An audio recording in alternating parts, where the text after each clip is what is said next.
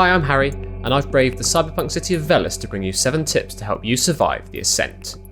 In this isometric shooter, you're a slave to a corporation, but a catastrophic event throws the entire city into chaos. Here's what you should know to help you protect your district in this dystopian undercity. While you're equipped with a cyberdeck and augmentations, you don't have infinite health, so you're going to fall if you soak up too many bullets. You're encouraged to use cover whenever you can, but I found this quite awkward and went for constantly evading instead. Cover works well for stationary objects such as turrets, but dodging is a far more viable tactic in most scenarios, as enemies often try to surround you. You can use the environment to your advantage too. Exploding barrels are often dotted around contested areas, and abandoned vehicles will also explode to deal decent damage when targeted. Fighting early enemies can be tricky, especially at the beginning when you have limited weapons, but killing enemies gets you much needed experience points.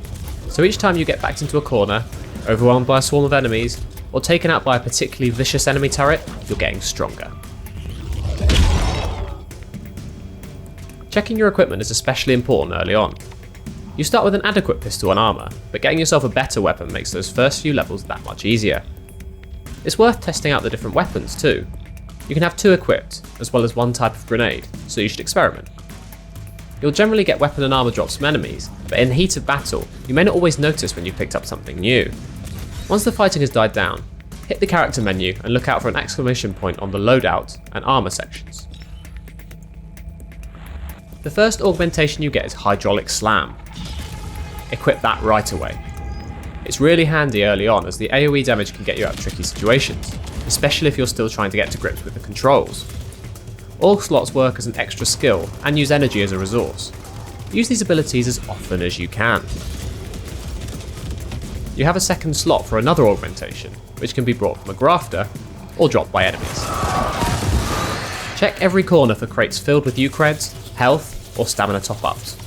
You can also find weapon skins or upgrade currency inside lockers or tucked away on shelves inside deserted stores. So it's well worth fully exploring an area before proceeding. If you come across more enemies in your search, know that everything you kill helps you level up to make missions, objectives, or tough bosses easier. In the populated safe zones, talk to NPCs to see if they've got any side missions for you. These can be useful to help you level up if you're finding a boss or an area a little tricky, or if the recommended level of the next main mission is too high. You can upgrade your weapons too by visiting a gunsmith. You'll need specific components, but you'll pick up many of these as you progress through the game. Word of warning though, it might be wise to keep some back, as different enemies are susceptible to certain damage types, especially bosses. Once you upgrade a weapon, enemies will drop the upgraded version, so you don't need to worry about accidentally selling it. Bounties are specific, more formidable enemies you'll come across as you explore and complete missions. They'll generally have a red skull marker above their head. Kill and loot these enemies whenever you come across them, then sell the bounty to a bartender for U-creds. There isn't a massive variety of guns, and you'll find you end up with a lot of duplicates. Sell any extras at any vendor to earn even more cash. And there you have it, 7 tips to help you survive the perilous cyberpunk world of the Ascent. If you found this guide useful, let us know by liking, subscribing, and dinging that notification bell.